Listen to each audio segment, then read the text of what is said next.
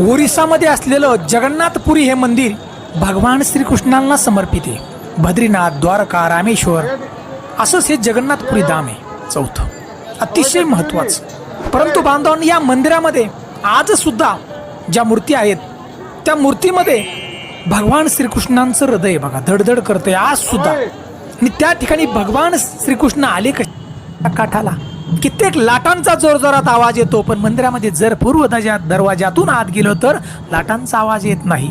अहो, आपण स्वतः उभं राहिलो तर आपली सावली पडते, परंतु या मंदिराची सावलीच पडत नाही. अहो, दररोजचा झेंडा हा दररोज बदलला जातो.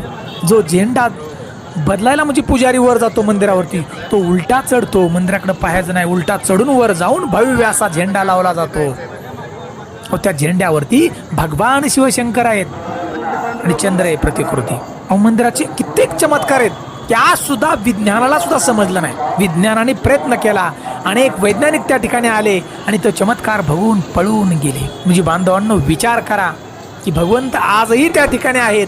ज्यांना विश्वास नाही त्या ठिकाणी जावं आणि त्या ठिकाणचा चमत्कार आपल्या डोळ्यानं पाहावा. या मंदिरावरती कित्येक आक्रमण झाली, 17 वेळा आक्रमण झाली, परंतु आज सुद्धा जगन्नाथपुरीचं मंदिर अभिमानानं उभं आहे बघा. बांधवांनो, ज्या वेळेला ही रथयात्रा निघते वर्षातून एकदा, भगवंत आपल्या मथुरेला निघतात, 3 रथ निघतात.